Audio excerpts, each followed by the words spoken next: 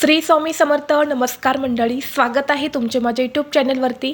आजचा दिवस तुम्हाला खूप छान सुखाचा आनंदाचा जाऊ हीच मी स्वामींच्या चरणी प्रार्थना करते आणि आज या नवीन व्हिडिओला सुरुवात करते. उद्या 6 फेब्रुवारी वार शुक्रवार आणि या दिवशी आलेले आहेत औदुंबर पंचमी. औदुंबर हे नाव घेताच दत्तगुरू आठवतात आणि दत्तगुरूंचे नाव घेतात वाडीचे स्मरण होते. दरवर्षी औदुंबर पंचमी माघ कृष्ण पंचमी या तिथीला साजरी केली जाते. भगवान श्री नृसिंह सरस्वती स्वामी महाराजांनी शैल्यगमन केल्यानंतर श्री नृसिंहवाडीच्या पुजाऱ्यांना पुन्हा प्रत्यक्ष दर्शन देऊन 5 दिवस त्यांच्याकडून सेवा स्वीकारली होती आणि आजच्या या पावन तिथीला श्री स्वामी महाराज अदृश्य झाले. म्हणून वाडीला गुरुप्रतिपदेपासून ते औदुंबर पंचमीपर्यंत जागरणाचा उत्सव हा साजरा केला जातो. भगवान श्री नृसिंह सरस्वती स्वामी महाराज म्हणजेच दत्तगुरू आणि दत्तगुरू म्हणजेच आपले श्री स्वामी समर्थ महाराज आणि म्हणून स्वामींना हा दिवस समर्पित केला जातो. या दिवशी आपल्या स्वामींची दत्तगुरूंची सेवा उपासना केली जाते. या औदुंबर पंचमीच्या दिवशी दत्ततत्व हे पृथ्वीवरती खूप जास्त प्रमाणामध्ये जागृत असते आणि म्हणून या दिवशी आपण जे काही उपाय करतो, ज्या काही सेवा करतो, तर त्याचं आपल्याला निश्चितच फळ प्राप्त होते. आणि म्हणून आज मी तुम्हाला या व्हिडिओमध्ये एक अतिशय प्रभावी असा उपाय सांगणार आहे. उद्या शुक्रवारी औदुंबर पंचमीच्या दिवशी तुम्ही काहीच नाही केले तरीही चालेल, पण उंबराच्या झाडाला अर्पण करा ही एक वस्तू. ही वस्तू अर्पण केल्याने कितीही कठीणातील कठीण इच्छा दत्तगुरू पूर्ण करतील. तुमच्या आयुष्याचं सोनं होऊन घराची, मुलांची, पतीची अगदी भरभरून प्रगती होईल. मनातील प्रत्येक इच्छा ही पूर्ण होईल.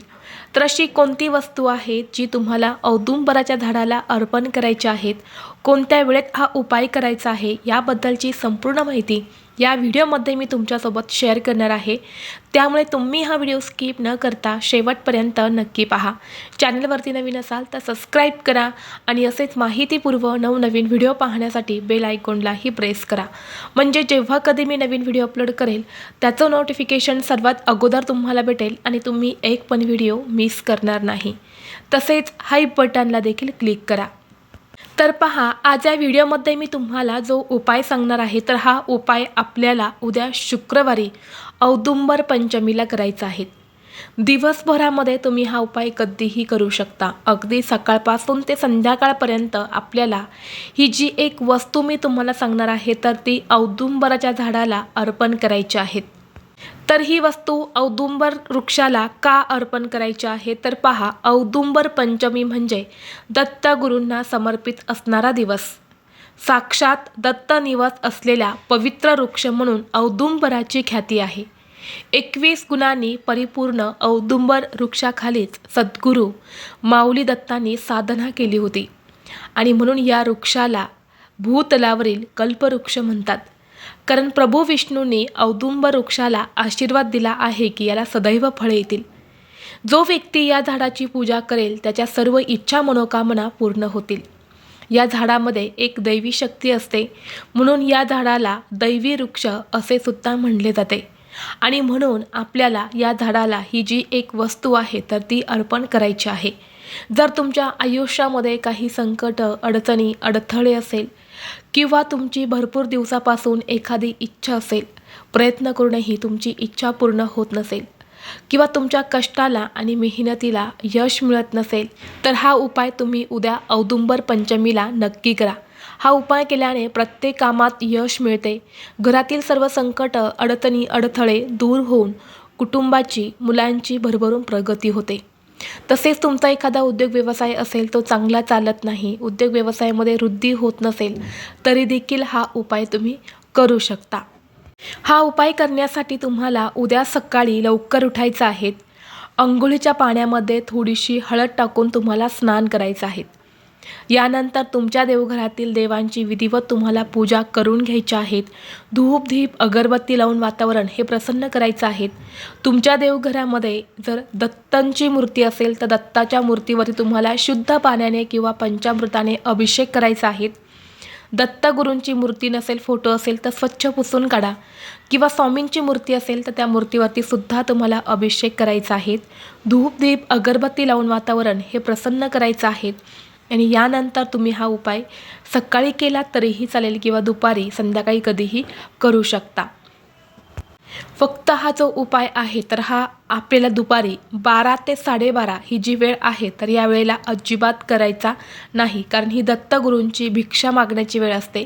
त्यामुळे या वेळेला कुठलीही सेवा किंवा उपाय जे आहे तर ते आपल्याला उद्या करायचे नाही.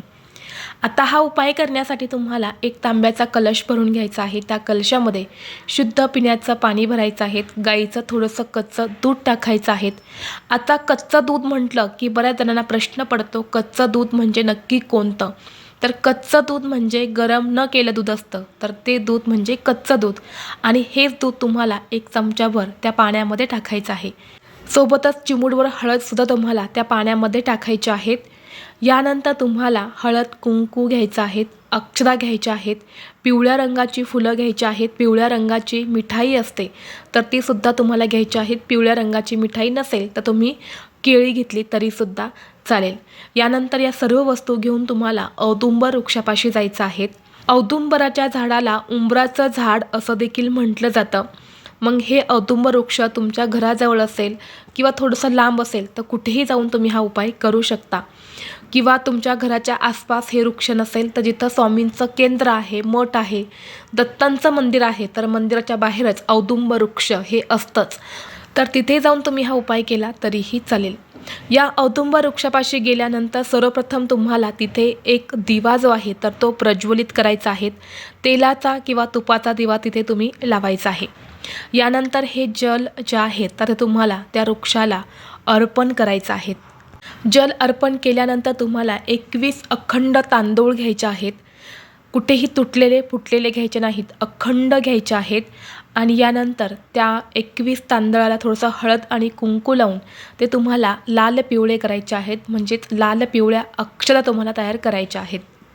यानंतर तुम्हाला या झाडाला हळद कुंकू लावून या अक्षता ज्या आहेत तर त्या झाडाच्या मुळापाशी अर्पण करायच्या आहेत. पिवळ्या रंगाचं फूल अर्पण करायचं आहे. पिवळ्या रंगाची मिठाई जी आहे तर ती देखील तुम्ही अर्पण करायची आहेत. मिठाई नसेल तर तुम्ही केळी अर्पण केली तरीही चालेल, कारण दत्तगुरूंना पिवळ्या रंगाच्या वस्तू या अत्यंत प्रिय आहेत. आणि यानंतर अगरबत्ती लावून तुम्हाला या झाडाला 11 प्रदक्षिणा करायच्या आहेत. प्रदक्षिणा करत असताना श्री गुरुदेव दत्त, श्री गुरुदेव दत्त या मंत्राचा जप करायचा आहे. या दिवशी या झाडाला प्रदक्षिणा घातल्याने अपत्य प्राप्त होते, तसेच सर्व पापे वाईट कर्म नष्ट होऊन इच्छित फलप्राप्ती होते. यानंतर दोन्ही हात जोडून तुम्हाला दत्तगुरूंचं नामस्मरण करायचं आहे. तुमच्या मनातील जी काही इच्छा आहेत ते ती तुम्हाला व्यक्त करायची आहेत. आणि यानंतर तुम्हाला त्या झाडापाशी जी काही थोडीशी मुळापाशी माती असते तर ती माती तुम्हाला घरी आणायची आहेत. आणल्यानंतर ती एका प्लेटमध्ये ठेवायची आहेत. आणि ती प्लेट आपल्या देवघरामध्ये ठेवून त्यावरती हळद कुंकू अक्षदा फुले अर्पण करायची आहेत. धूप दीप अगरबत्ती वळून घ्यायच्या आहेत. आणि उद्या संपूर्ण दिवसभर रात्रभर ही माती तशीच तुम्हाला तुमच्या देवघरामध्ये ठेवायची आहेत. आणि ही माती तुम्हाला घरात आणताना त्या झाडाच्या मुळापाशी जी माती असते, जिथे आपण या वृक्षाला जल अर्पण केलं आहे तर तिथली जी ओली माती असते ना ती तुम्हाला घरी आणायची आहेत.